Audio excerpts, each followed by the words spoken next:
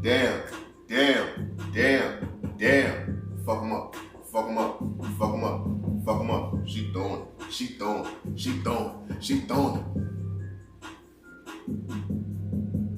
Yes, sir. What's poppin' with y'all? Welcome back to another motherfucking episode of the Thin Line Between Genius and Insanity podcast, hosted by yours truly, OG Hash. Man, spin that block, man. You thought I was gonna let them niggas off the hook. Come on, man. It's episode 170, motherfucking one man on the grind and 200. I ain't letting up on these bitch ass niggas. Let them all know, man, your boy is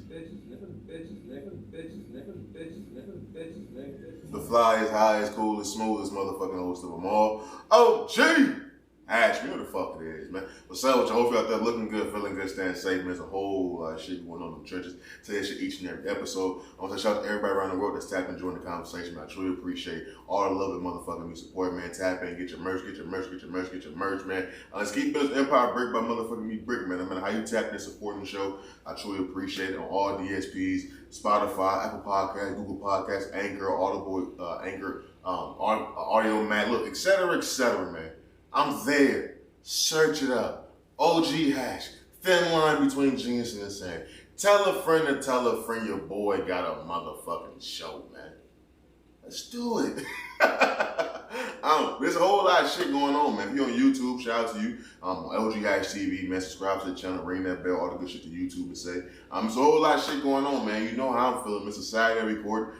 Big fights going on, man. Israel Adesanya versus Sean Strickland tonight. Should be a demonstration of pure motherfucking me elite talent. You know what I'm saying? I'm expecting some Anderson Silva type shit. You know what I'm saying? So when y'all hear this, when this episode comes out, if that comes to be true, just know I was right type shit, you know? And if I was wrong, this nigga Izzy's ass.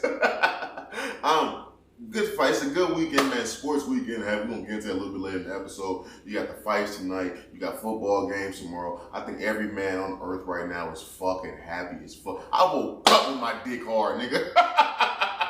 I'm fucking lit.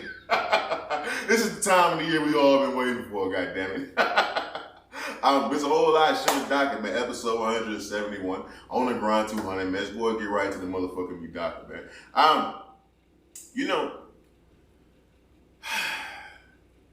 One of the reasons why I started this podcast is because I would always have conversations with niggas, you know what I'm saying? We'll be talking about sports, music, you know what I'm saying? Life in general.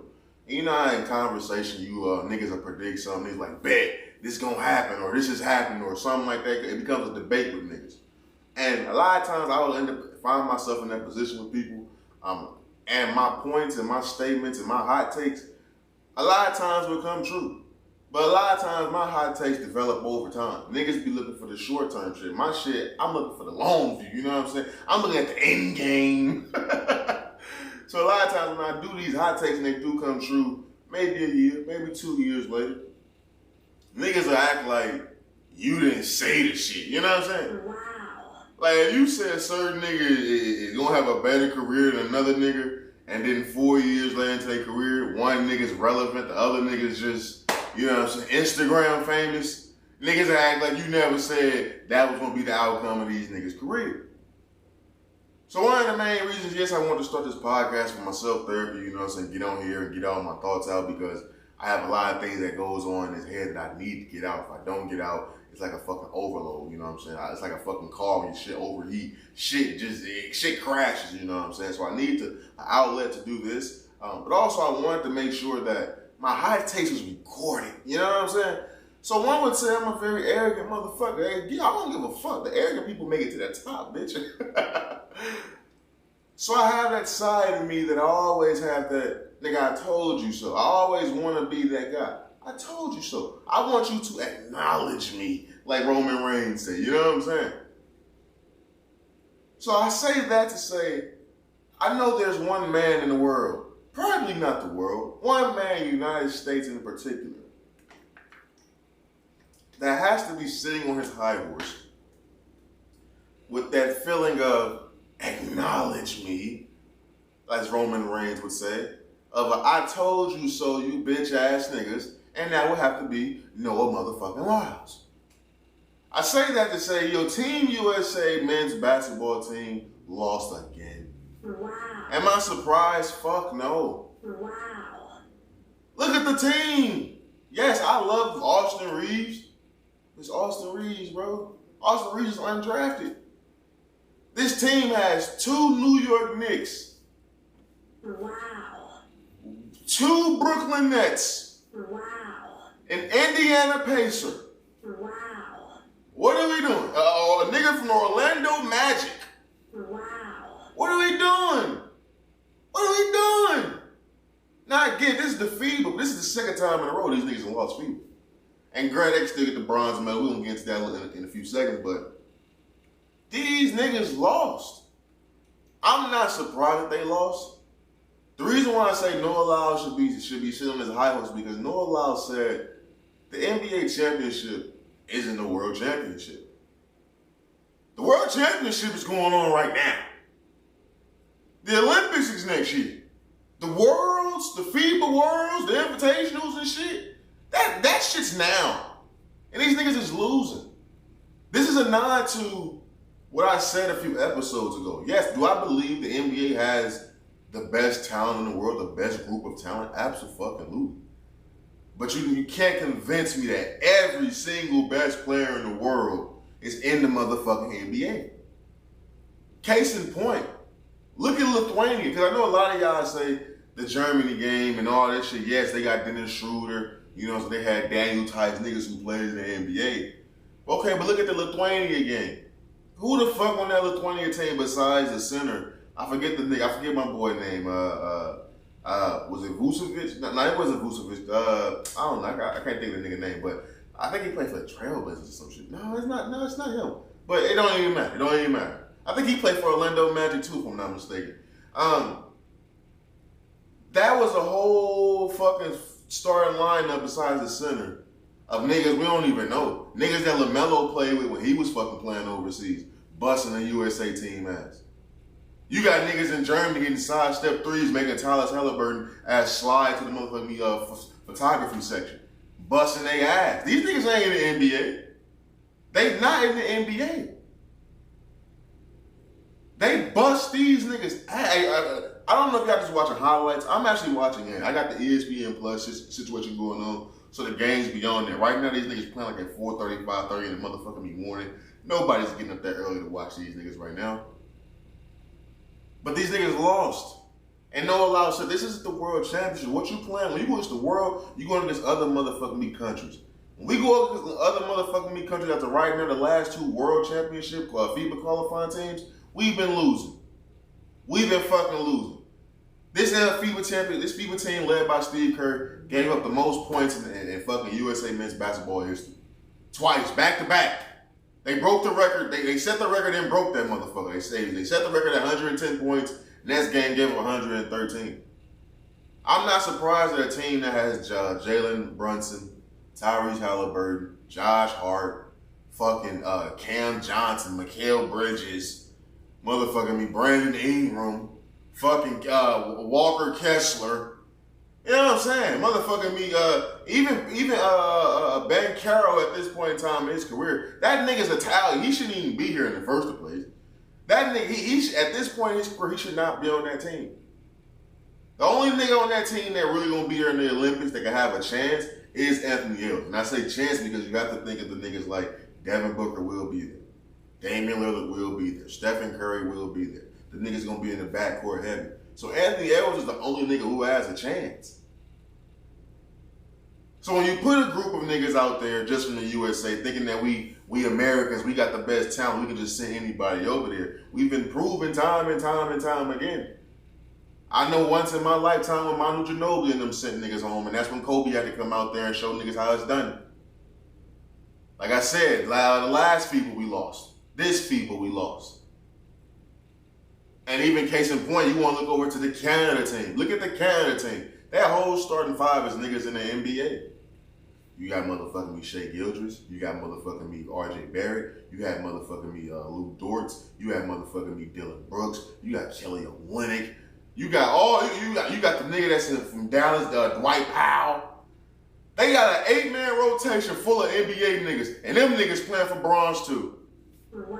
So don't sit here and tell me that the NBA just got all the best motherfucking me talent. When the two teams, they got the most fucking NBA talent on their roster in these FIBA games, both playing for motherfucking me bronze, my nigga.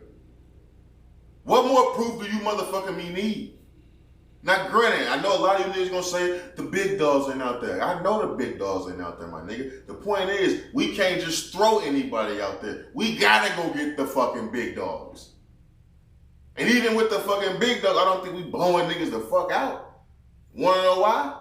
Cause you niggas talking about we ain't got no fucking big men. It's to the point where we getting our ass abused on the boards and we sitting back thinking, well damn, who gonna be the center even if we do bring the big dogs up? It's to the motherfucking me points. You niggas want to go get Joel Embiid because he got fucking dual citizenship. Wow.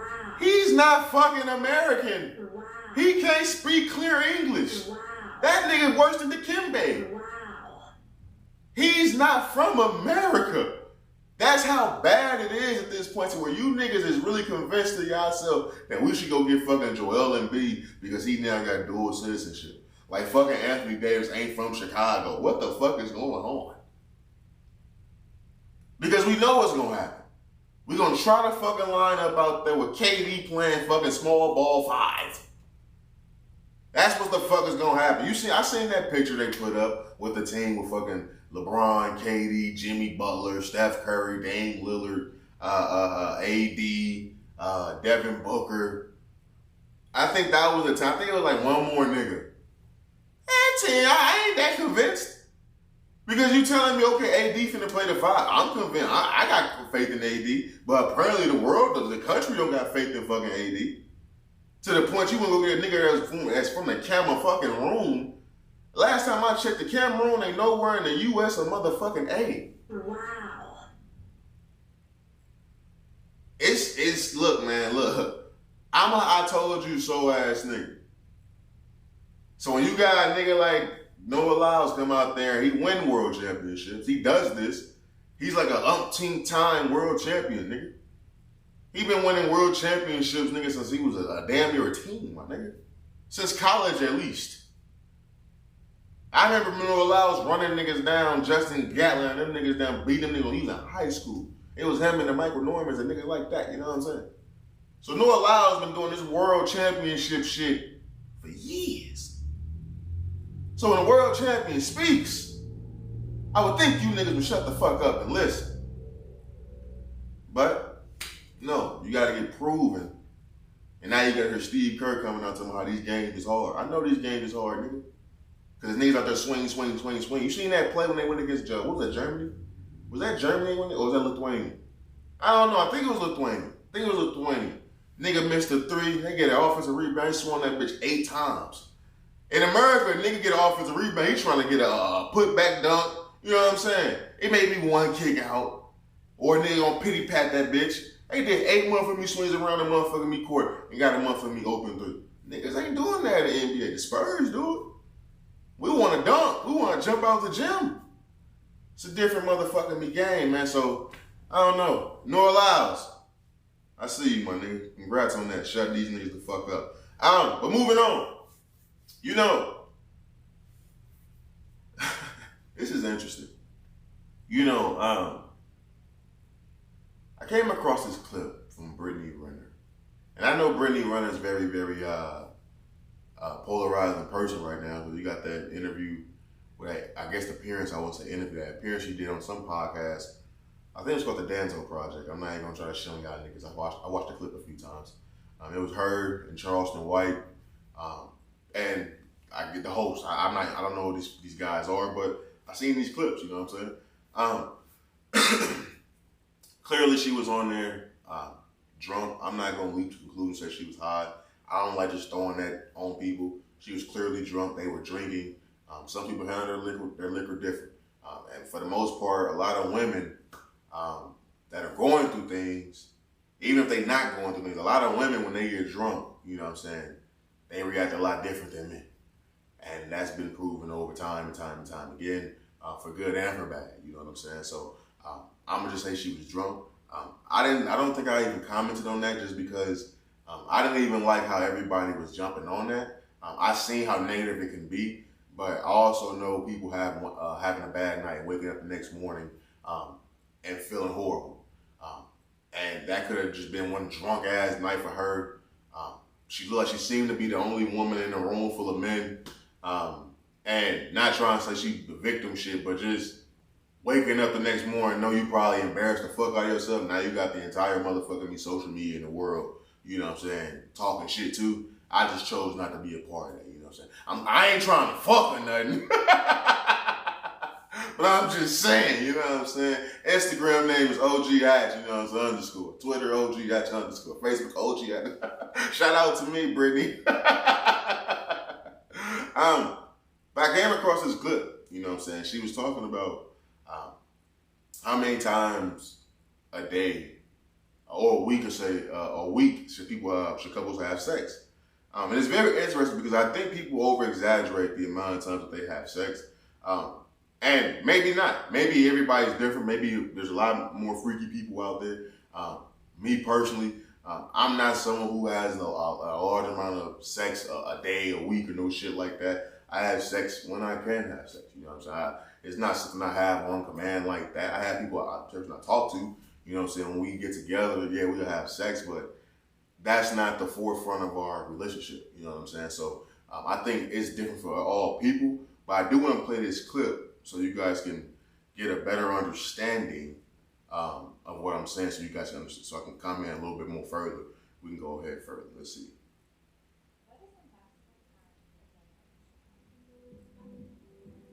Like in a committed long-term relationship with a sibling, I don't know, I'm not always in the mood. I mean, I think ideally for me, maybe like 3 times a week. 3 times a week? Okay. That's fun. All day. Or like put more effort into it. I feel like too, when you live with somebody, it's like one of those things that if it's not from the heart, it starts to feel more like a chore. You know, so I'm okay with like just like a couple times a week. Like 3 would be cool, but a day, like you're lucky if I want to do something every day. That's a lot. When the attraction is there and the energy's there, it's like I got a day. But what I guess I'm just referring to like the last committed relationship I was in. I feel like we had our own problems though too, so that contributed to like probably not being as by him. But yeah, I mean, I think every day for me just would probably just be excessive anyways, like maybe every other. Right. But again, the energy's not gonna lie. So if I met my Mr. Wonderful, then it's like there's really no telling. Right, exactly. Yeah. Call me. Call me. But no, man, I'm serious. I wanted to play that clip because I think that's very common. We have to normalize, as men, we have to normalize, you know, understanding women's feelings when it comes to sex and trauma. There's a lot of trauma that goes into sex, bro. A lot of these women are victims, bro. I think us men, we don't think of it like that, but a lot of women are victims, bro. And a lot of times we don't know that until we have these genuine conversations with these women. But a lot of women are fucking victims. They have a lot of trauma from sex. And coming from a woman like Brittany Renner, we know what she's been through. We know her relationship and her debacle that went down with PJ. That's been fucking widespread. We know her trauma, not trauma, but her situations that she had with all these other celebrities. We know what Colin Kaepernick did to her. Shout out to Cap! Wow. But we know what all her relationships have been publicized. That comes with trauma. So I can understand when she gets with somebody, she maybe don't want to fuck like that. Like I said, if the energy is there, then we good. Like I said, the person that I'm referring to in my personal life, our energy is there. So yeah, we fuck pretty much every time we see each other. But that isn't the forefront. We could just be chilling, talking, but the energy is there. But in my personal life, a woman, I don't have women that I'm just fucking every day consistently all the time. No, it's just not me. My energy has to be there. I don't like having pointless ass sex. I come on this podcast time and time again and told you guys that. But we have to understand the emotions and trauma that come with sex and what that does with women. And it's vice versa. Look, I come on this podcast And I told y'all about my situation about being sexually abused when I was a kid. I'm not finna sit here and act like that shit don't play parts in my sex life as an adult still. So I can sympathize with women who have been victims, who've been through things in life, who've been trauma, who've been, raped, who've been sexually assaulted, who had someone they just had sex with because they felt they had to appease them. That exists. The energy has to be there. Look, I was dealing with there's a woman that I was talking to, and even in times when she didn't want to have sex, she would say she would do it just to make sure I was okay. And a lot of us men, we like, yeah, she gonna make sure I'm straight. We good. Yes, as a man, that boosts my ego. I feel great that you want to make me feel good just to make me feel good. But baby, you don't have to do nothing you don't really want to do. I understand time and time again, if I'm chilling, all right, yeah, come give a nigga some head, yeah, like, make me feel good. But I don't want you to do anything if you truly don't want to do it. If you're doing something just to keep me around, that's not going to make me feel good at all. I have to understand that, because the feeling of getting something just because you feeling obligated to do it, fuck no. That's a little too close to the other shit, the shit that I'm trying to stay way away from, and I do not stand for. The moment this dick touch your lips is because you want this dick to touch your lips, because you was fiending for this dick to touch your lips, not because you felt you was obligated or you feel you don't want me to be deprived. No, fuck that. As a man, yes, it boosts the ego, yes, every once in a while, yes. But fuck no, don't do nothing because you feel obligated. That's not the type of shit I'm running this motherfucker. And as men, we have to be very, very, very careful, man. Real shit. We gotta be very careful. I'm not saying this is some type of trap game. What I'm saying is, there's a fine line when you get in them sheets, dog. Real talk, it's a fine motherfucking line. It's a fine look, my mama, look, man. When I was a kid, my mama taught me two things that I'm very proud of. My mama taught me how to ride a motherfucking bike. You know what I'm saying? She taught me how to ride a bike. Excuse me. She taught me how to ride a motherfucking bike. And she taught me, nigga, be careful what you did. She taught me that shit as a kid. She started off telling me about the white girls, and she started telling me, son, no means motherfucking no. You want to I don't know sound like no. Look, all that shit. Ain't no, when they say no, you keep asking, they say yes, no, fuck all that. Okay? But we as men, man, we just have to understand that, because it's a different level of respect and love that comes with understanding what a woman goes through and what she could be going through. A lot of times, it's not even, when they do tell you some shit, even if you don't understand it fully, you need to understand the part that actually impacts her the most, and that's the trauma of it. And a lot of women are victims, bro. It's sad. It truly is fucking sad how many women are victims. How many people are victims? Even like I said, I want myself in this situation a little bit, because I understand a tad bit, because it took me so long to even feel comfortable acknowledging that shit actually happened. I understand the aspect of putting up a brick wall and putting some shit out of your memory. For years, I never even thought about the situation. And then one day, it all came back vividly. You know what I'm saying? All the emotions of being blamed, and me being the victim, but me being blamed and shit like that. All that shit comes back. That trauma comes back. And there's been times, you know what I'm saying, when encounters are going to take place, there's been times where those emotions have come back. Now, granted, you know, as a man, to boost your ego, you got to push through. But I can sit here and genuinely tell you, I can look into this camera, I can speak into this microphone and genuinely tell you. And those times where those emotions come back and those, you know what I'm saying, that trauma creeps back on you and taps on my shoulder, even in those sexual encounters. And even as a man, as you push through, as a man, I can tell you there's been times where I couldn't push through. And I had to sit there and eat that humiliation, knowing in my mind there's really some more deeper shit, but I'm not expressing that. So there's been times where I couldn't push through. And to be honest with you, that felt better than the times when I did push through. Wow. Because, excuse me, because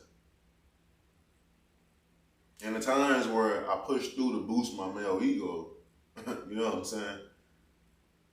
Afterwards, I didn't feel macho, man. I didn't feel, you know what I'm saying? You know how you lay a bitch down and you walking around and you don't even know you got your drawers when you walking around, you letting the air just smack your balls. You feeling manly, you walking around this, but I wasn't doing that shit, man. All right, I pushed through, lay her bitch down, she's feeling amazing. I'm looking at her like, so when you finna dip? When you finna dip so I can just smoke and watch a fucking movie and fall asleep? Wow. Sometimes when I didn't push through and I sat there and had that little 5 seconds of humiliation, I ain't gonna lie, it wasn't 5 seconds. It'd probably be a few hours of humiliation. Probably after I smoke and go to sleep. Sit through that humiliation, but that felt better than the times I actually fucking pushed through. Because pushing through, I once again put that trauma back in the motherfucking me closet because I was scared of it. And that pointless sex, bro, when you go through shit, that pointless sex turns into something even more horrific. And as a man, we just have to understand what a lot of these women go through just because a lot of them are victims. And if you don't know if Shorty is a victim or not, it may be foreign, this may sound wild to you, but if you know Shorty done been through some shit, you know what I'm saying? If you know she done been through some shit and sometimes you try and get shit cracking and as a man you can tell if she on or off type shit, she ready to go type shit, and you trying to wonder why. Sometimes they not comfortable actually telling you all the way why, because they don't want to, you know what I'm saying, have the y'all connection ain't probably that out and open where she feel that comfortable to say that just yet. But sometimes, bro, you gotta know, poke and prod, you know what I'm saying, and probe a little bit to get that answer out to make sure that Shorty is comfortable at all times, man. That pussy get different when Shorty comfortable with you at all times. So, men, please be motherfucking be careful, man. Please! But moving on, man. You know, what did I just say? Didn't I tell you I told you so ass nigga? What have I been clamoring for? Can y'all hear me? What have I been clamoring for in hip hop? I need beef, nigga. Pause. Damn, Jesus Christ. Jesus fucking Christ. Damn. But look, hip hop needs rap beef. I've been clamoring for Drake, Kendrick, you know what I'm saying? Beef, nigga, get to it. Hip hop is dead. We need you niggas. There's been a leak. I don't even want to officially say it's a leak because you got reports coming out saying it's AI. It was available on Twitter, but then it got scrubbed off Twitter. I had to go find it on Academics page on Instagram. There's a leak of, they say this is Element, but I don't think this is Element. Because this sounds like, I wish a nigga would, I wish a nigga would, I wish a bitch would, I wish a bitch would, I wish a bitch would. That shit be going in, man, that should be tapped in. Okay, so it sounds like that song that he has with that group. What is the name of that fucking song, man? Because it's on the Black Panther soundtrack. What the fuck is it's on the Black Panther soundtrack. I'm sorry, this is all live, I'm sorry. Let me see the Black Panther soundtrack. Black Panther soundtrack, okay. The Black Panther album, this came out in 2018. The song I'm thinking of has that group on it that I fuck with. Paramedic. It sounds like the Paramedic song. Let me see. I am Killmonger. Right, so that's what the fuck that the snippet sounds like. I want to play the actual snippet so y'all know what the fuck I'm talking about. On this leak that came out, Kendrick is taking shots at Big Sean, Fresh Montana, Jay Electronica. He mentions Drake and Meek Mill, but I don't personally think he's dissing them. It's captured in 2017. The timestamp of the beef for the Meek Mill and Drake timestamp. And I want to play this leak for y'all because people are saying it may be AI generated. Because people are saying it's a leak from a version of the song Element. That's not Element. The snippet that I just heard, sounds like the song Paramedic with S.O.B. RBE. So I want to play this leak for y'all real fast. Okay.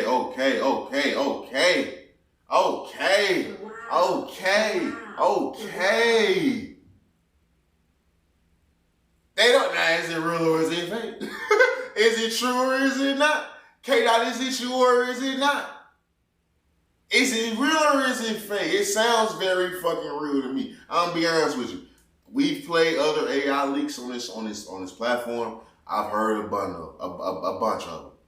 They don't sound as clear as that does. The breathing on that motherfucker sounded perfect. The placement sounded perfect. The flow of it sounded perfect. And the reason why I say is because, yes, that's an actual song, which I'll play part of the original song that I believe is a snippet from. Let's go ahead and play that again. It fucking hooked. That song came out in 2018. For people saying that's another version of Element, that's totally fucking wrong. If anything, that's another extended version of his verse on fucking Paramedic. But is it AI or is it not AI? That's the motherfucking thing we really have to talk about because I've already come around and talked about how there's a song by Drake and The Weekend that was AI made by a ghostwriter that's been considered for Grammy, that's been sent up for Grammy consideration. And if you have this song that's coming out by Kendrick Lamar that's AI generated, where people are trying to throw that out there, where he's dissing Big Sean, Jay Electronica, and French Montana, my nigga, that's an argument for another motherfucking me day. What I truly want to get into, did you see the fucking eruption on Twitter, on social media, when this shit came out? Before we even got to motherfuckers saying this was possibly AI generated, niggas was going crazy. Niggas was like, oh my fucking God, why didn't we get this version of it? Now, granted, I think it's because, and it's probably not even my original thought, but it makes sense because I heard academics say it. A lot of Kendrick Lamar music is not timestamped. Like, his music really stands the test of time because it's not dated. If he's mentioned the Meek Mill and Drake beef, that would date that song and put that in a time capsule. And that's not really the formula that Kendrick Lamar makes his music. I still would think he would mention some shit like that and not really think that deep into it. But knowing a Kendrick Lamar ass nigga who fucking knows truly. I don't believe it's AI just because if that is AI, that's the best fucking AI I've heard yet. Like I said, the breathing, the tone, the pace of his fucking flow, the fit of the flow. Like I said, if they just place that in there to extend that out, the chorus and everything, the placement of it, that's damn near too perfect. They need to nominate that nigga for a motherfucking Grammy, whoever did that. But the eruption of that is because people heard this, and people love this. And it goes to what I've been saying for nigga damn near months now. Hip hop is fucking dead. We need the elite to start beefing with each other. We need Drake. We need Kendrick. We need Cole. I don't think Big Sean is an elite ass nigga, but I'm not gonna say and act like Big Sean wasn't getting that love, nigga, all of the 20 teens. Big Sean and Wale both fell off once radio truly stopped mattering. Once streaming became more of a dominant player in this game, Big Sean and Wale both fell the fuck off. That's truly what happened to them niggas. One would say because he got into a relationship. No, nigga. I think he was a radio artist. Just like Wale was a radio artist. The more motherfucking me niggas start getting Spotify playlists and motherfucking me Apple Music, them niggas got properly placed where the fuck they should be. Out the fucking way. But that's not me finna sit here and say I don't want these niggas to still have a sparring match when it comes to these words. We need this, bro. All this eggplants and peaches and shit. Look, man, throw that shit away. These hoes talking about getting nutted in their coochie. Sukiana is relevant. It's too damn relevant.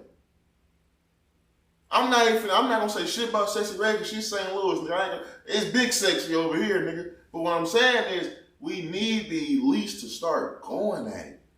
It's too dry right now, bro. Real shit. It's too motherfucking me dry. Niggas is fiending for a motherfucking me beef right now. If you got Kendrick Lamar having this AI generated verse come out, and you got this, and this is the motherfucking me reaction that it drew, you need to diss these niggas. You need to let these niggas know you're not playing with these bitch ass niggas. Go at the big dog. Drake, go at the big dog. It's too much of it. Look, I know for the longest, bro, you know, in hip hop, you know what I'm saying, we've been talking about that whole black community shit. You know what I'm saying? It's a whole lot of money out here for us all to eat. Man, fuck all that, man. You niggas gonna get money regardless, man. Start going at each other. I ain't saying I want violence or none of that shit. I do want motherfucking me music to matter again. Real talk. Wow. I want music to matter again. The creativity in music is fucking ass, bro. I just seen a fucking snippet from fucking a clip from the Coil Ray and Busta Rhymes song. Oh my fucking God. Look, I fuck with Busta. A nigga can't tell me, baby, you give it to me, I give it to you. I know what you want. Nigga can't tell you that's not one of the greatest fucking songs to ever be made. I fuck with Busta Bus. I just got to listen to Look At Me Now earlier when I was rolling up. That's one of the best verses ever. I fuck with Shaft from Busta Rhymes. I fuck with Busta Bus. I am disturbed and disgusted that Busta Bus got on that fucking song with Coy motherfucking Lamar. You wanna know why? Because it's nothing but a fucking cover.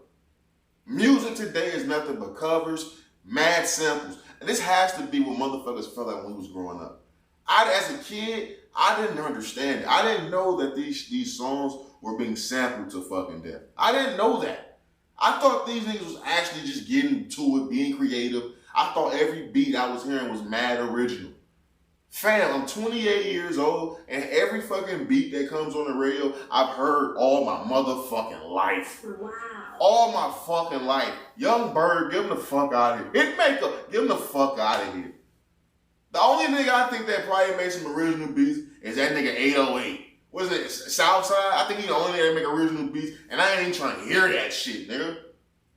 DJ Mustard, come on, man. You had a run where you was making some original shit, but you start doing some Young Bird ass shit. Everybody's sampling old ass songs, and not even old ass songs. They sampling shit from the early 2000s, nigga. They making me feel old as fuck. I'm only 28. It's just the creativity is ass. Music is stagnant. Stagnant as fuck. It's you either listen to motherfucking me, real talk. When it comes to hip hop, you either listening to I don't even consider 21 Savage and Young Nudy and Babyface Ray, and I don't even necessarily consider these. When I'm not even Babyface, the 21 Savage and them, I don't even consider that trap music. I think that's total. I think they make that shit's a little different. It's like it comes from the tree of the Gucci Manes and all that shit. But I don't necessarily look at that. But you either listen to fucking me ratchet, stupid, retarded music when it comes to 21 Savage,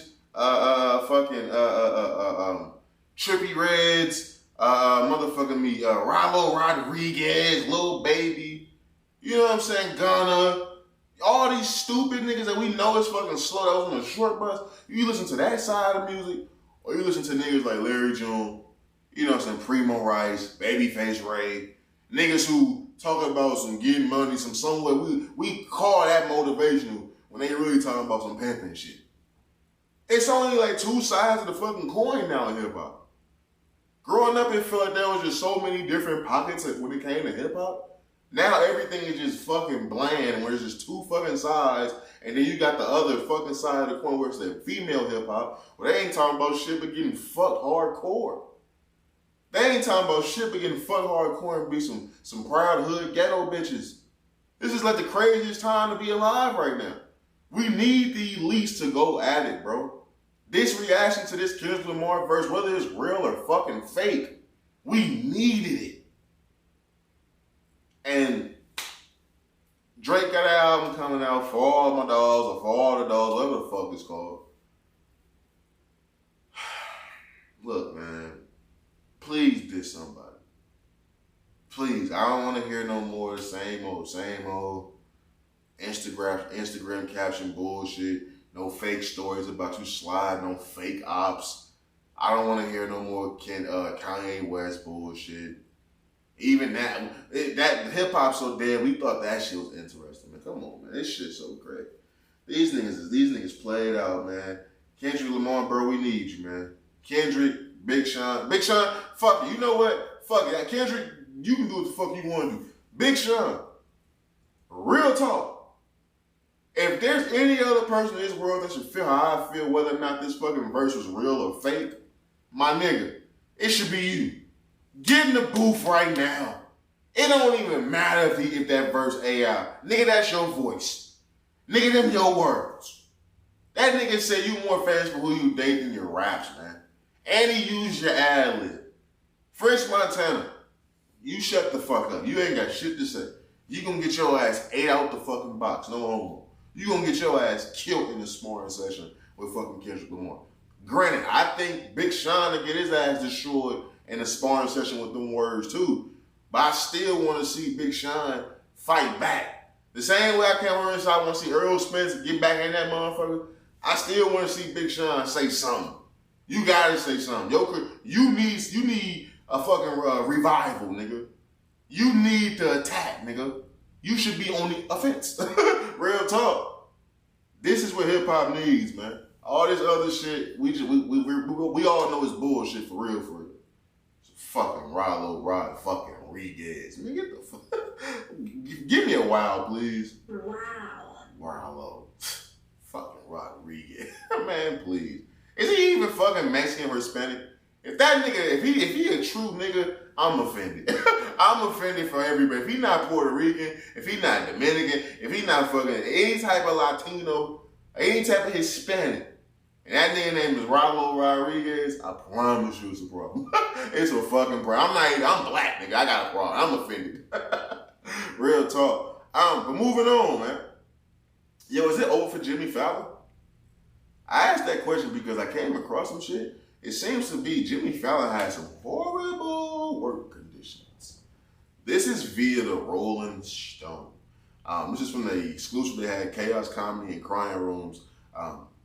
Jimmy Fallon has been described to be a very interesting guy, man. You know, there's 16 former employees that described the Tonight Show as a pretty glum atmosphere and where they were belittled and intimidated by their former bosses, including Jimmy Fallon. Employees said they were afraid of Fallon's outbursts and erratic behavior. Now, I'll be honest with you.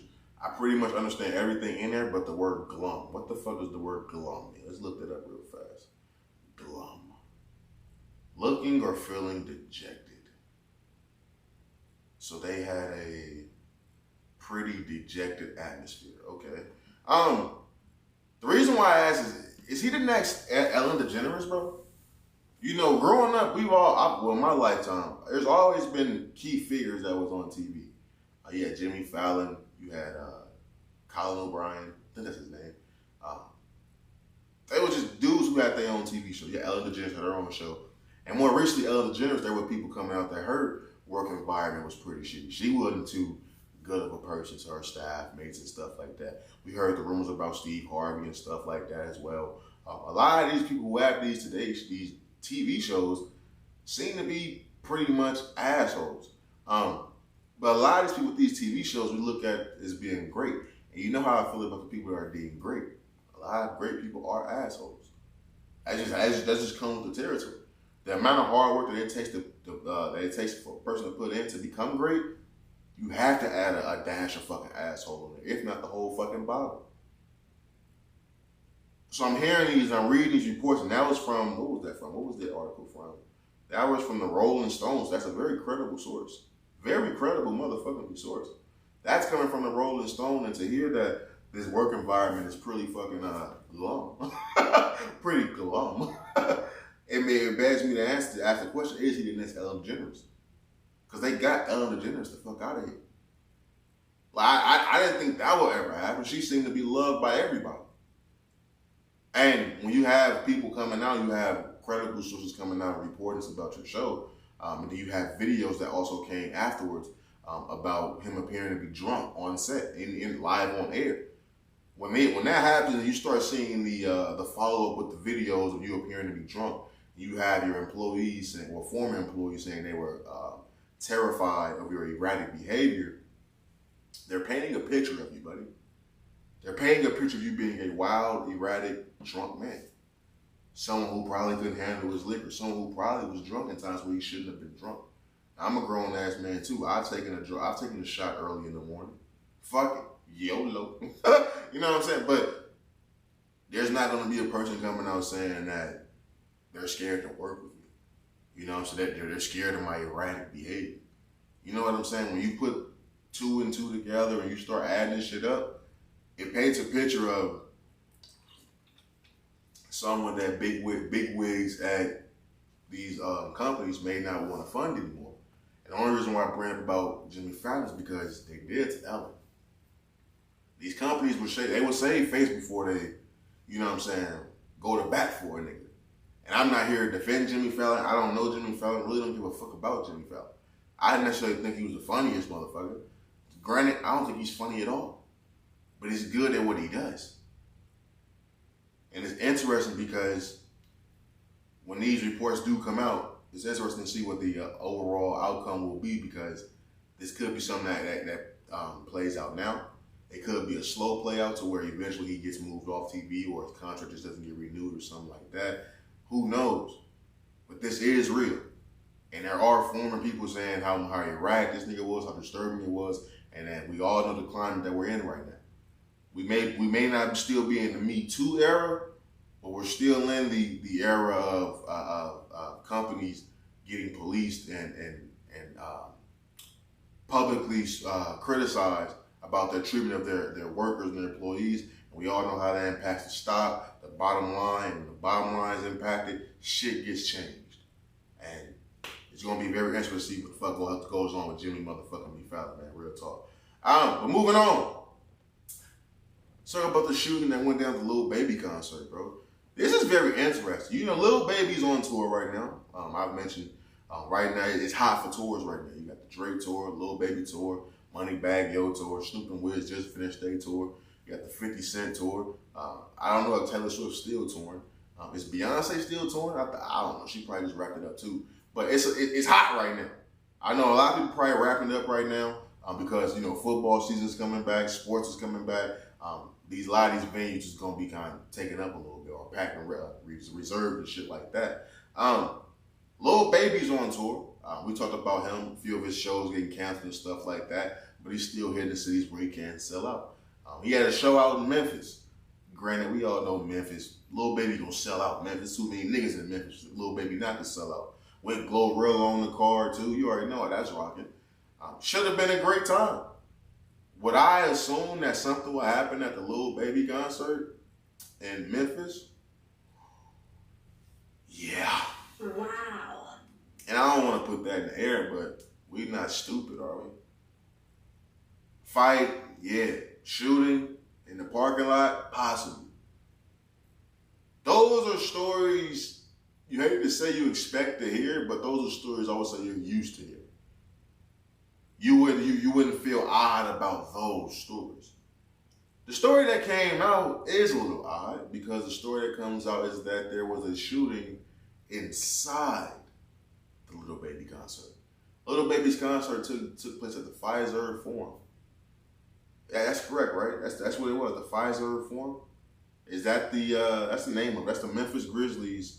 That's the Memphis Grizzlies shit, right? Pfizer Forum. Let's just make sure. For some reason, I'm thinking that shit isn't fucking Pfizer Forum. Pfizer. No, that's not where the fuck it went down. Where the fuck did Lil Baby shit get shot up at? What's the name of Memphis shit, bro? What's the name of the Memphis Grizzlies?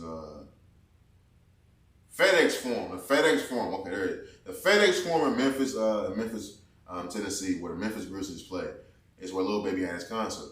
The shooting took place inside of it. That's an arena. I'll be honest with you. I don't know how the fuck motherfuckers would get that gun in there, because the only thing that makes sense is that it's someone from backstage. There's no regular civilian getting a gun in that fucking concert. It's not happening. I've been to way too many fucking events. I've been to way too many. The only people that's gonna get a gun in that motherfucker is somebody that came backstage. That's the only way where security is probably not the most, you know what I'm saying, up to par compared to what it is at the fucking door with the general admission. That's the only fucking way. But to hear about guns being let off inside of the FedEx Forum in Memphis, Tennessee, the first thing you thought of, well, I thought of was, damn, man, I hope nobody loses their life, get well soon. Apparently, the nigga who got shot, he released videos on Instagram. I don't even necessarily want to get into that ignorant ass shit. Any nigga that's getting shot, laying up in a hospital bed, trying to talk shit, talking about he made it still, he hard body, he took too many niggas out to let a bitch nigga take him out, and I'm still alive, all that shit. Them niggas, it's a special place for them niggas. They gonna get what they gotta get coming. They just ain't learned a lesson. You know what I'm saying? But to know that this took place, on the next thing I thought about was my motherfucking guy, Ja motherfucking Morant. Wow. Ja Morant, I have to be Team Ja. This is why Ja Morant keep that bitch on. This is why. My nigga, if I'm Ja Morant and niggas is getting shot where I play basketball, we ain't even talking about just in the city of Memphis. Niggas is getting shot where I'm done, where them dotted lines is at. Nigga just got put down right there. It's a reason to keep it on him. If I'm Ja Morant, I'm Ja Morant's representation, his family, I'm getting Adam Silver on the phone right now. See? Adam, see? You see why I keep that bitch on me? Nigga, I'm a walking fucking future billionaire, nigga. I gotta let these niggas know I'm nice with these too. I'm nice with the filet package. I'm nice with the heems. I'm nice with the take off over your head Vince Carter style, but I'm also nice with the Canic. I'm also nice with the Glock. I'm also nice with the Springfield. Look, you have to let these niggas know, Adam. I'm Team Ja. I'm feeling me a pair of Jaws right now. I ain't gonna lie to you. If a nigga getting shot inside the arena, nigga, training camp starts in a few weeks. If a nigga's getting, bro, that's like a nigga getting shot at your job. If a nigga gets shot at your job, you not finna be prepared for some shit. You not. Come on, man. Look, if I'm Ja Morant, I'm putting out a statement right now. See? That's all I'm saying. See with the fucking emojis. And y'all niggas thought I was fucking tripping. Look, I'm Team Ja. Ain't no way, bro. Look. Sometimes you just gotta sit back and let the world, the universe just work. You know what I'm saying? Like sometimes the universe will just show you the fucking answers you need. This is all I needed to know. Because I was always sitting back like, damn, man, like, is Ja just stupid? Is Ja trying to be something he not? Is Ja, you know what I'm saying, having survival? I said the nigga had survivor's remorse. Is Ja just trying to show his niggas he's still one of them? Why do we got a bag on his head? Why is Ja doing this? Ja's doing this because niggas in Memphis is crazy. Niggas in Memphis is shooting inside of arenas where you know it's heavy police presence, where you know, nigga, it's hella cameras, where you know, nigga, you have a slim chance of possibility of getting away. My nigga, this shit, I'm Team Morant, dog. I'm Team J.A. I'm Team Ja, man. Real talk, man. It's a reason he keep that bitch on him. Man, I ain't gonna lie, man. Real talk. Yeah. If Adam Silver don't reduce his suspension, I'm calling racism. What more proof you need, nigga? Nigga just got shot where I play ball. Like niggas talking about, that's like a nigga should run in your crib and then you don't start to go in and get protection. Nigga just got shot where nigga, he make his money, where the bread is getting buttered. Come on, man, now fuck that, man. I'm team Ja, man. That shit ain't right, man. Free Ja. Free motherfucking Ja, man. Alright, but moving on, man. Let's get into G Herbo right fast, man, before we wrap this shit on up. Yo, is G Herbo going to jail, bro? I feel like news came out that G Herbo was going to do like 5 years in prison. Like, nigga, 3-4 months ago. I see this nigga all on Instagram talking about shop with this distributor and all this bullshit. G Herbo having a time in his life doing freestyles with Sauce Walker and Meek Mill and shit. Is dude going to jail or not? I ain't always jail on nobody, but I felt bad when I got the news type shit. This nigga still out here parlaying and shit. He having a time of his life. G Herbo had a clip that came out, I came across. And G Herbo, he had a few interesting things to say, man. I would play the clip, but it's a little bit long. The points that I want to get to, they kind of spread all over the place.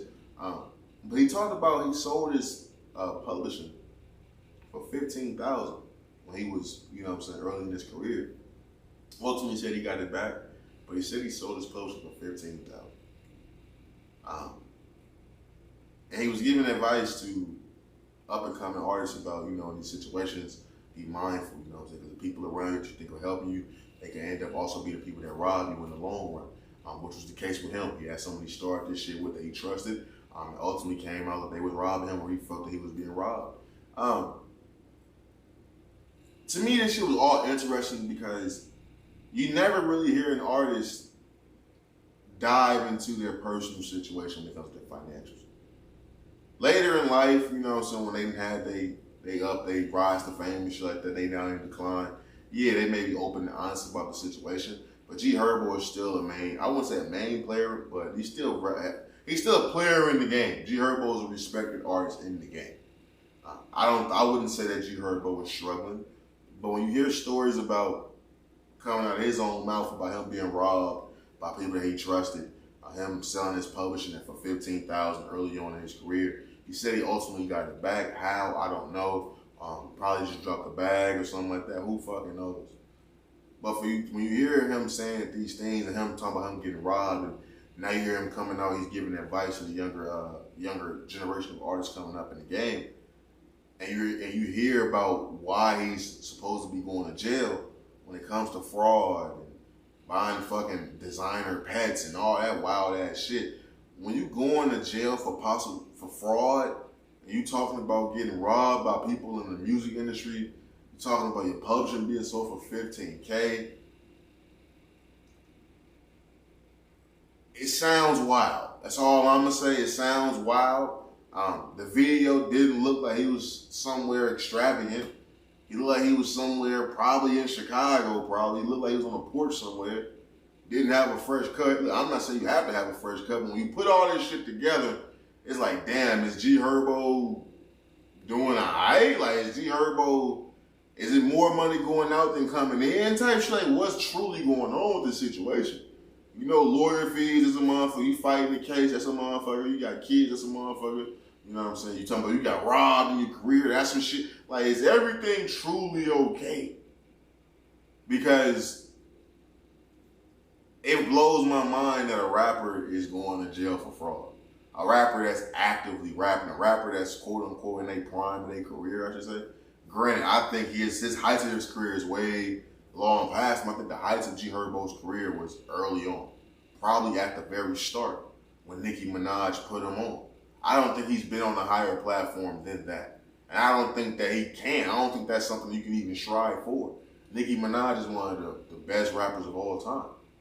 She's probably the best female rapper of all time when you include everything. So for her to put him on the scene with that jump on his track, and I think she even took him on tour or some shit like that. So it's like, yeah, his heights of his career have probably long past him, but G Herbo has built a fan base. G Herbo has built a name for himself. G Herbo should still be able to put out music they should still be able to do relatively well compared to the Rilo Rodriguez and all these other niggas that do 30K. I think G Herbo should be at least be able to do 30K. Whatever the fuck T Grizzly is doing, I think G Herbo should be able to do. So when you hear about this nigga coming out and having to go to jail for fraud, and he's still posting fucking like fucking shit on his Instagram pages that's like collaborating with weed distributors and shit like that. It's like, bro, is you eating off music or you're not? Because it sounds like a whole lot of money problems going on in this situation. From getting robbed to robbing niggas, like it sounds like a whole lot of money problems. When niggas getting arrested for fraud over fucking over buying designer puppies and shit, it sounds like a nigga who was going through it. That's all that sounds like. And I hope that's not the case for G Herbo, man. Hopefully G Herbo gets through this fucking situation because he's young as fuck, bro. Like early on when Chief Keef was going through his shit, getting evicted out of his managers and stuff like that. And for a while, niggas forgot how young Chief Keef was. Nigga, I'm a month older than Chief Keef. And this was happening like in 2014, 15? This nigga was like 18, 19, you know what I'm saying? He was like 18, 19, 20, getting evicted out of mansions, and my people used to be talking shit. And then I had to sit back and think, like, this nigga 18, 19 years old, fam. Y'all ain't even got y'all own place. And you talking about a nigga getting kicked out of this shit. I bring it up to say, rappers go through shit. It sucks that we judge them off the time period that they do go through the shit. When Chief Keef was going through this shit in 2014, 15, he still was even more probably revered at that time. Well, no, he's probably still up and coming, but he had an album out and shit like that. There was some expectations of Chief Keef at that particular time. We looked at that and said, all right, he can get past, he's still young type shit. When G Herbo is going through this shit right now, you talking about he got to go to jail time. It's like, okay, hold on. Can G Herbo career actually survive this? 5 years in the rap game is a long motherfucking time. Especially when you wasn't already one of the main figures in the game. Being a respectable artist, being somebody that got a little fan base, that's cool. But when you go 5 years without putting out good quality music, new music, good sounding music, and you can't be a face on the streets when you a street rapper, come on, man, that does something. That impacts your business, the bottom line type shit, you know what I'm saying? So it's gonna be interesting to see what goes on with this nigga G Herbo, man, real talk. But moving on, stick with music a little bit. Speaking about publishing, Diddy made news. He's giving back publishing to a lot of his artists that was on Bad Boy. And I didn't know how to take this, I'm gonna be honest with you. I wasn't gonna talk about it. Because I didn't necessarily know if it was my place to say something about this, because Diddy giving back the publishing sounds great. We all know how important that is in the music industry, and that's where a lot of the money comes from, the publishing. When people want to come to talk to you about doing deals in the future, say a movie wants to come, you know, to put your music in their movie, it's publishing, you know, so the rights and all that shit, you get paid for that. And I wasn't going to say anything about this until an artist, formerly from Bad Boy, who's set to get their publishing rights, came out and made a video claiming that those publishing rights mean anything. He wants the money. And that's when I started to think, because Diddy has had these people's publishing for 30 years, bro. Diddy has soaked up every penny from these people publishing. Diddy, to me, is playing the media game. Granted, is he doing a great deed? Absolutely. There's a lot of artists who's going to be receiving their publishing from Diddy, who's still going to be able to receive a lot of money from it. Now, granted, the person who said this wasn't the Notorious B.I.G. estate that's going to be getting their publishing. It wasn't Faith Evans. It wasn't Mace. It wasn't the Locks. Those are the people we think of as the people who should get their publishing, who are set to receive a nice, handsome payday with whatever they choose to do with their publishing. Sell them, whatever. Locks, the Biggie estate, Faith Evans, Mace, people who we know their music. the people who are under the bad boy umbrella, who don't have revered songs that stood the test of time, that could be placed in movies, that could be placed on their throwbacks, you know what I'm saying, on a radio station that people will jam out to. If your shit can't be stand to time, be played at, you know what I'm saying, family gatherings and stuff like that, brother, your publisher ain't shit. Yeah, you should be mad that you're not getting a check just for money. Because the publishing wasn't due system like $400 a year. That can't feed nobody. So yeah, you may want a few $100,000. But for the Maces, the Biggie estate, especially the fucking Biggie estate, Faith Evans, the Locks, the motherfuckers who was complaining in the early 2000s about Diddy robbing them, who was making the case that Diddy was a bad fucking guy, those main people, oh, they gonna be happy as fuck. You don't hear them complaining. You don't hear them fucking complaining. You hear the people whose songs pretty much ain't gonna make them no money. And I get both sides of the motherfucking coin. Because if you Diddy, you know what I'm saying, Diddy's trying to buy teams. Diddy's trying to clear up that smell of his name. You got a lot of smut that was dropped on Diddy's name in the last year and a half. You got the allegations that he the nigga that did this to Jimmy Foxx. You got the allegations that he the nigga that did that to his wife. That was rumors that happened back in the day and that resurfaced because of this whole Jimmy Foxx situation.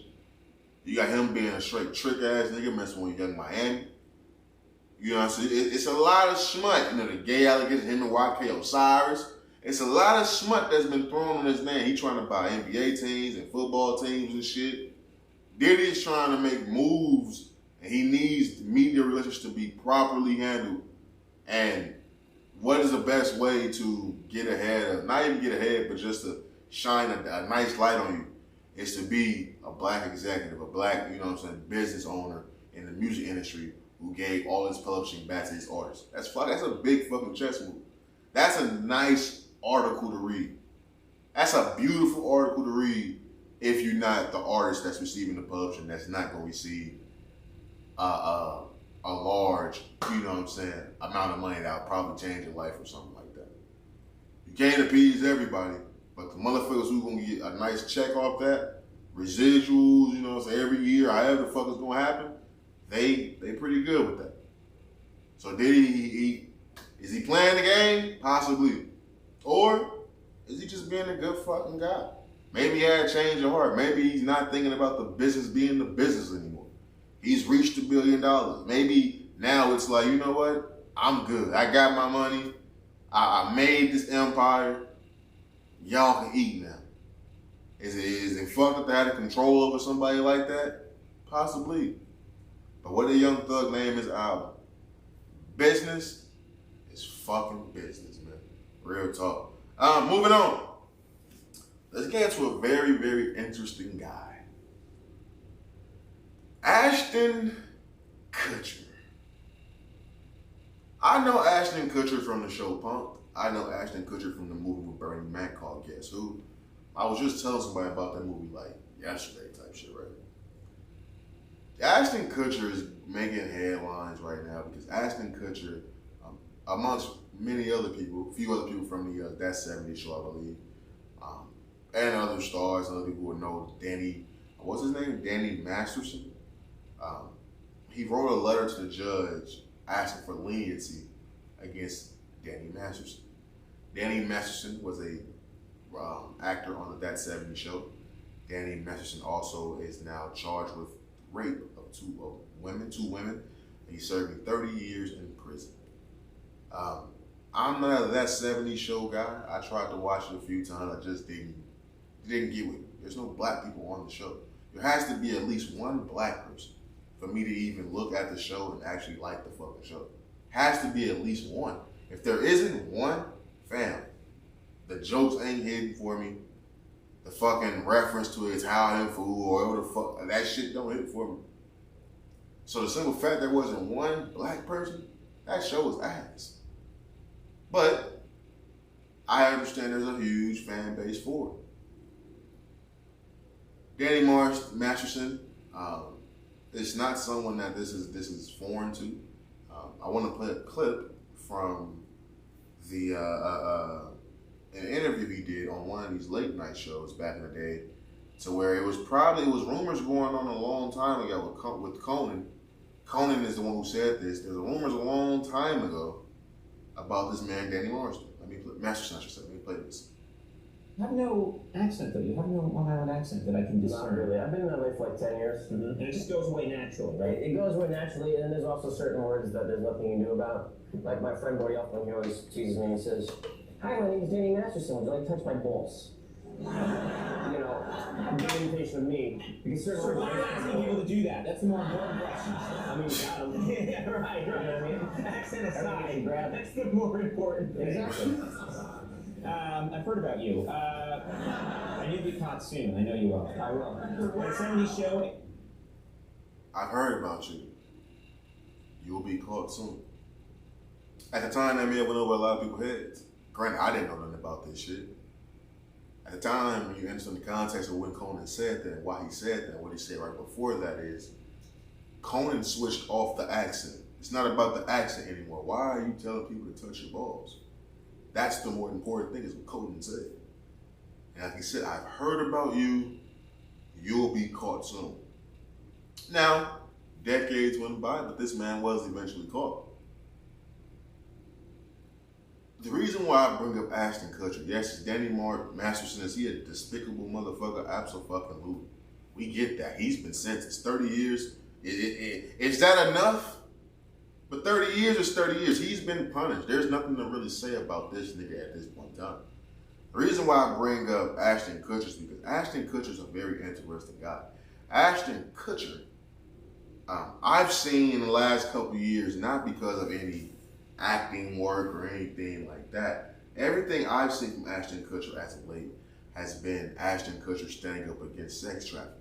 Ashton Kutcher talking about the huge child sex trafficking ring in Hollywood. Ashton Kutcher's been a huge advocate against human sex trafficking, children trafficking and shit like that. That's what I've been seeing from Ashton Kutcher over the fucking, you know what I'm saying, countless last couple of years. For Ashton Kutcher to be the guy to come out with that, with those statements and those stands, to be strongly against sex trafficking when it comes to children and women, how can you be a person to write a letter to the judge asking for leniency? How? I wanted to. I was able to find a letter. I was able to find a fucking letter he wrote. I want to read some of this to you. And this is, if this isn't real, my bad, nigga. But if this is real, you are a very, very interesting guy. Let's read this, please. It says, "My name is Ashton Kutcher. I am an actor, investor, and philanthropist, and most importantly, a father. I met Danny Masterson when I was 20 years old in 1998. He instantly became a friend, dedicated co-worker, and a role model to me. And I was have remained as such for 25 years. First of all, how the fuck are you talking about somebody being a role model to you when they've been sentenced to 30 years for fucking rape? Wow. Don't worry, there's more. As a friend, Danny has been nothing but positive influence on me. He's an extraordinary, honest, and intentional human being. What the fuck does him being honest have to do with him being sentenced for rape? Wow. But don't worry, there's more. Over a 25-year relationship, I don't ever recall him lying to me. What the fuck? What the fuck? What the fuck? What the fuck does him lying to you have anything to do with him raping women? What the fuck? What do I got a lot of my homeboys for? Do you know he raping bitches? Are you asking him, is he raping bitches? What did y'all lie to you for? What are y'all talking about for him to lie to you, my nigga? You fucking dweeb. But don't worry, there's fucking more. Here it goes. It says, he's taught me about being direct and confronting issues in life and relationships head on and resolving them and moving forward. Danny is a person that's consistently there for you when you need him. We've traveled around the world together. It's interesting. Very fucking interesting. We've traveled around the world together, raised our daughters together. Interesting. Very fucking interesting, isn't it? And shared countless family moments. Interesting. Very fucking interesting. Not only is he a good friend to me, I witnessed him be a good friend to others and be the kind of brother others would be lucky to have. Wow. Wow. As a role model, Danny has consistently been excellent. I attribute not falling into the typical Hollywood life of drugs directly to Danny. Wow. Man, I back out to money. It's been a long time. You know, the name of this episode may just be very fucking interesting. For Ashton Kutcher to come out and say Danny Masterson is the reason he didn't fall into the typical Hollywood life of drugs, the fast life.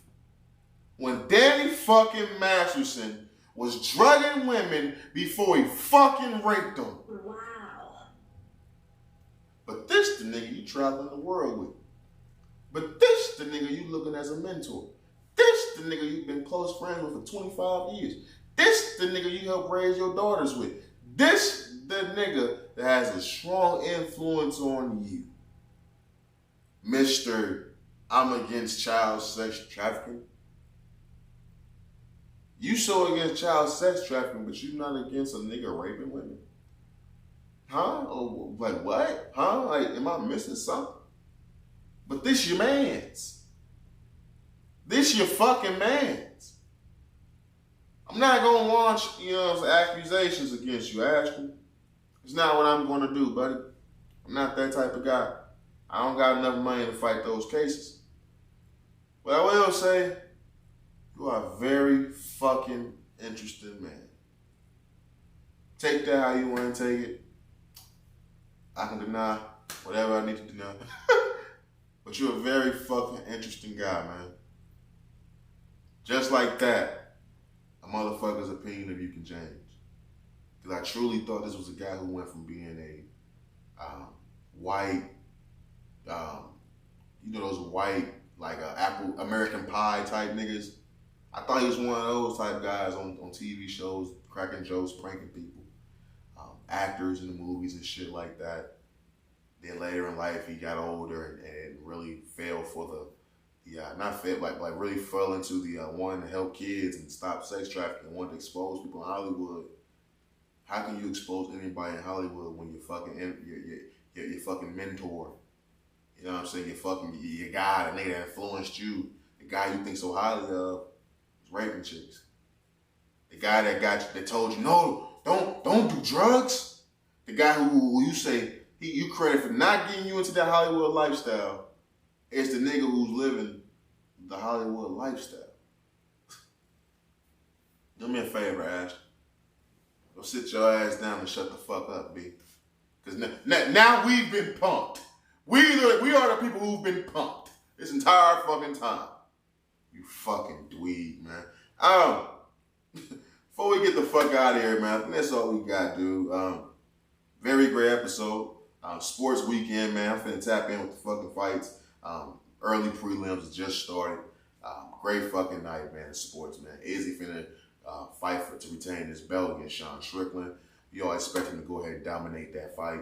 But you never know. You expected Chris Weidman to beat Anderson Silva too. I'm saying Chris Weidman beat that nigga twice. So you never know in these fights. The niggas you think don't have a chance, go in there and act like they don't got shit to lose. And when you don't got shit to lose, you got everything in the motherfucking game, man. So who knows? We've seen Izzy have some slow performances plenty of times. You know what I'm saying? Yoel Romero is one of those ones that stand out the most. So up until Pereira, however you say his name, up until that, there were some stagnant fights for Izzy.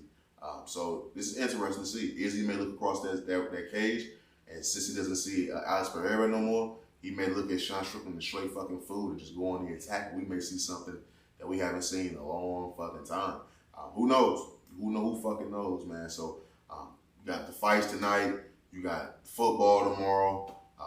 It's a great weekend for men, man. It's a great fucking weekend for men. I got a piece of ass last night. I'm great. You know, I'm good. I'm set. You know what I'm saying? Where's the food? Wings. Where's the tenders in this bitch? Am I going to Cane's or what? But great episode, man. Great ass motherfucking episode. Let's run through the doc and make sure we ain't missing Nathan. We got motherfucking me. Noah Lyles, super right up on the Team USA losing. Understand the emotional trauma that comes with women and sex. Kendrick Lamar, he dissing Big Sean, or was it just AI? Is it over for Jimmy Fallon? Shooting at Lil Baby. Shooting at the Lil Baby concert in Memphis. That's why Ja Morant keep that bitch on him. Herbo giving advice to up-and-coming artists. Is bro going to jail or what? I still don't fucking know at this point. Is Diddy doing some stand-up shit or is he playing a media game? Ashton Kutcher being a very interesting man as Danny Masterson gets 30 years for rape. And sports weekend motherfucking me happy. Yeah, man. We fucking done with that shit, man. Great ass episode 170 fucking one. With that being said, man, you know I give it up. DJ, drop that fire ass beat, my boy.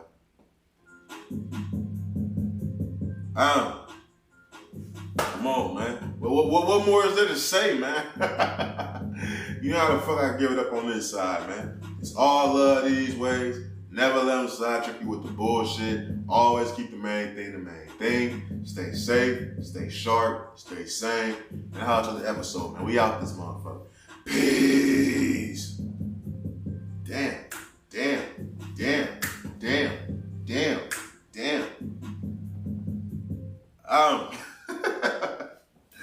Great episode, man. I had fun recording this episode, man. This is a one-take Jake. We ain't had a one-take Jake episode going like at least 25 episodes, bro. This is the first time in a long fucking time we just did one take throughout the whole episode and got this shit going, man. It's a great move, great vibe. I'm feeling good. Finna eat some of this pasta, you know what I'm saying? That motherfucker made for me yesterday. Fucking top notch. And shout out to you, girl. You did your thing with that one. But it's a great episode, man. On the grind 200, man. Episode 170, motherfucking me one, man. You know what the fuck it is, boy. It's your boy, OG! Ash, well, you know what the fuck it is, man. Peace! Welcome to Raw is OG!